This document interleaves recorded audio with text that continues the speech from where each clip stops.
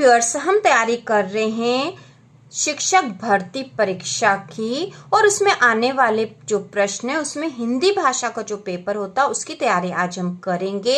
इसके साथ ही शिक्षक भर्ती परीक्षा की संपूर्ण तैयारी चैनल पर होने वाली है। इसके लिए आप चैनल को सब्सक्राइब कर लीजिए, जिससे कि आपको तुरंत नोटिफिकेशन आ जाए और सारे महत्वपूर्ण प्रश्न आप तैयार कर सको। इसके अलावा जो भी आप तैयारी करना चाहते हो आप कमेंट करके भी बता सकते हो। तो शुरू करते हैं। सबसे पहले प्रश्न नंबर पहला है, अनेक बाल बच्चे लिखते समय त्रुटियां करते हैं, तो कैसी त्रुटियां करते हैं, इसके उपाय के लिए श्रेष्ठ तरीका है। तो बाल बच्चे जो लिखते समय त्रुटियां मतलब जो गलतियां करते हैं उसके उपाय के लिए सर्वश्रेष्ठ तरीका, तो कौन सा तरीका सर्वश्रेष्ठ है? इसमें 4 ऑप्शन दे रखे ABCD, जो सही वो आपको बताना है। तो इसमें पहला है बच्चों को डांट कर उसकी त्रुटियां बताना, दूसरा है त्रुटि वाले शब्दों पर केवल लाल घेरा लगाना, सी वाला है बच्चों को यह अवसर देना कि वे सही और गलत शब्दों का गहराई से अवलोकन करते हुए उनके बीच के अंतर को पहचाने, ठीक है, बीच के अंतर को पहचाने, और डी वाला है अंक काटना। तो इसका उत्तर क्या होगा? सबसे पहले आप सोच भी सकते हो कि जो बाल बच्चे जो गलतियां या त्रुटियां करते हैं उसको जो उपाय होना चाहिए, उसका सर्वश्रेष्ठ तरीका क्या होना चाहिए? तो इसका सर्वश्रेष्ठ तरीका होगा सी वाला, ठीक है, सी वाला, बच्चों को यह अवसर देना कि वे सही और गलत शब्दों का गहराई से अवलोकन करते हुए उनके बीच के अंतर को पहचान सके। ठीक है, बच्चों को यह अवसर देना चाहिए कि वे सही गलत शब्दों का पहचान कर गहराई से उसका अवलोकन करे। इसके लिए शिक्षक उनको मार्गदर्शन देकर बता सकता है। इसके बाद अगला प्रश्न है भाषा अर्जन। ठीक है, भाषा अर्जन मतलब भाषा का ज्ञान जो धीरे धीरे अर्जित किया जाता, सीखा जाता है।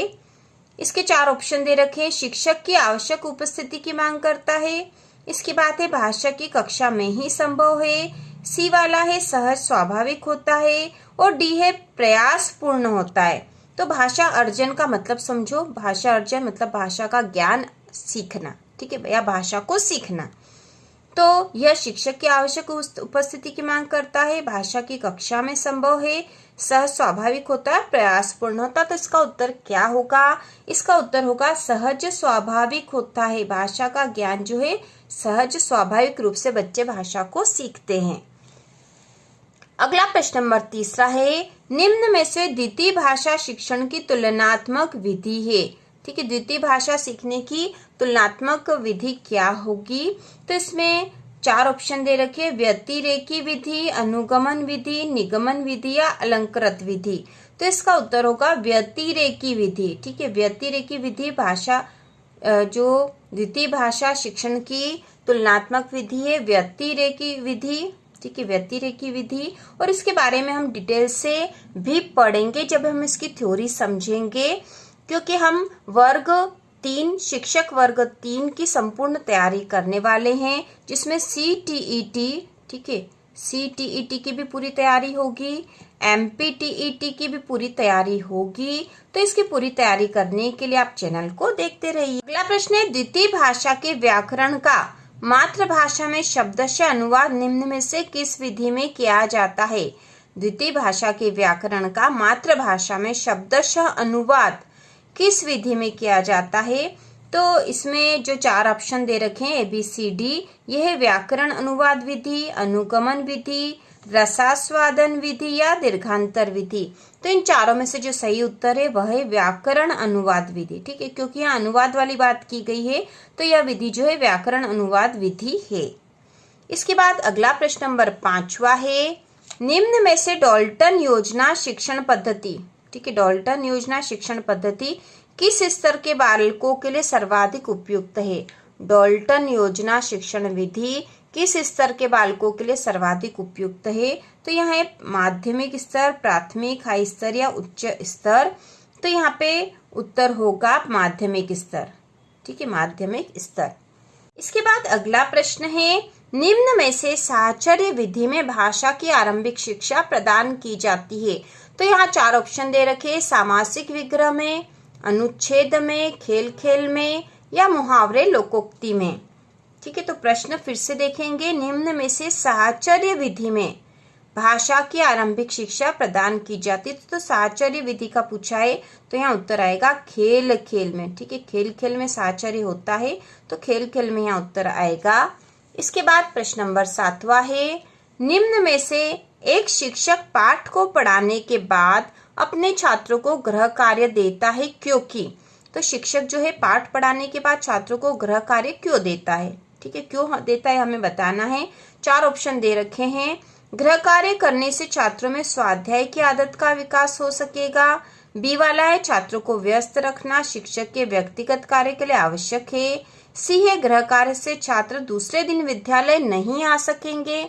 डी है गृह कार्य करने से छात्रों में स्वाध्याय की आदत का विकास न हो सकेगा। ठीक है, तो आप सोच सकते हो इसका उत्तर क्या होगा। तो इसका उत्तर होगा गृह कार्य करने से छात्रों में स्वाध्याय की आदत का विकास हो सकेगा। ठीक है, ए वाला राइट है इसमें। ठीक है, ए वाला राइट है। और इन प्रश्नों के उत्तर आपको किस तरह से ढूंढने हैं यह भी हम विधि भी देखेंगे अगले वीडियो में। इसके बाद है भाषा शिक्षण में शिक्षण सहायक सामग्री का लाभ है। ठीक है, भाषा शिक्षण में शिक्षण सहायक सामग्री का जो उपयोग किया जाता है उसका लाभ क्या है। तो इसका जो 4 ऑप्शन है वह है शब्दों के अर्थ निकालने में, शब्दों के उच्चारण शुद्ध करने में, सी है शब्दों के अर्थ निकालने में, शब्दों के उच्चारण शुद्ध करने में, और डी है न तो शब्दों के अर्थ निकालने में न ही शब्दों के उच्चारण शुद्ध करने में। तो इसका उत्तर होगा सी वाला, शब्दों के अर्थ निकालने में, शब्दों के उच्चारण शुद्ध करने में, दोनों ही आएंगे इसमें। भाषा शिक्षण में शिक्षण सहायक सामग्री का लाभ शब्दों के अर्थ निकालने में एवं शब्दों के उच्चारण शुद्ध करने में है। इसके बाद अगला प्रश्न है, भाषा सीखने के लिए कौन सा कारक सर्वाधिक महत्वपूर्ण है। भाषा सीखने के लिए कौन सा कारक सर्वाधिक महत्वपूर्ण है।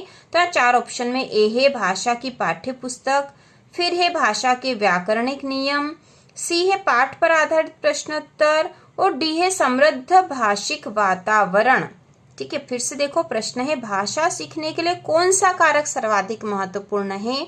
तो इसका उत्तर है समृद्ध भाषिक वातावरण। इससे भाषा आसानी से हम सीख सकते हैं। इसके बाद अगला प्रश्न है भाषा अर्जन में महत्वपूर्ण है। ठीक है, भाषा अर्जन मतलब भाषा सीखने में क्या महत्वपूर्ण है। पाठ्य पुस्तक, भाषा का शिक्षक, भाषा के विभिन्न रूपों का प्रयोग या भाषा का व्याकरण। तो इसका उत्तर होगा सी वाला, भाषा के विभिन्न रूपों का प्रयोग। ठीक है, ये आंसर राइट है। इसके बाद अगला प्रश्न है शिक्षार्थियों में पढ़ने की संस्कृति का विकास करने के लिए जरूरी है।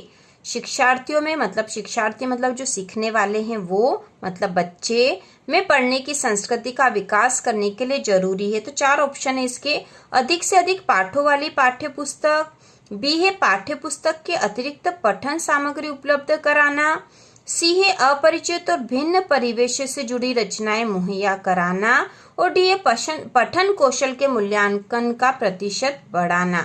तो इसका उत्तर क्या होगा। इसका उत्तर होगा पाठ्य पुस्तक के अतिरिक्त पठन सामग्री उपलब्ध करवाना। ठीक है, पाठ्य पुस्तक के अलावा भी पढ़ने योग्य सामग्री यदि उपलब्ध करवाई जाएगी तो शिक्षार्थियों में पढ़ने की संस्कृति का विकास होगा। इसके बाद अगला प्रश्न है किस शब्द में अधिकरण कारक का प्रयोग हुआ है। ठीक है, कारक आपने पढ़े ही होंगे, यदि नहीं पढ़े हैं तो आप कमेंट करके पूछना। कारक हम पढ़ लेंगे जिससे कि जिस से व्याकरण के टॉपिक से संबंधित क्वेश्चन अधिक आएंगे वो टॉपिक हम डिटेल में पढ़ लेंगे, जिससे उससे संबंधित कोई सा भी प्रश्न है आप आसानी से कर सको। तो यहाँ पे पूछा है किस शब्द में अधिकरण कारक का प्रयोग हुआ है। तो यहाँ पे 4 शब्द दे रखे हैं, सत्ताधीश, स्वप्नभंग, गंगाजल, वाहनारूढ़। तो अधिकरण जो कारक होता है, अधिकरण में जो कारक चिन्ह होते हैं में, पर। ठीक है, ये कारक चिन्ह है अधिकरण के। तो यहाँ पे सत्ताधीश, सत्ता का अधीश इस तरह का होगा। यहाँ पे स्वप्नभंग, स्वप्न से भंग या स्वप्न का भंग। इसके बाद है गंगाजल। ठीक है, गंगा का जल का होगा यहाँ पे।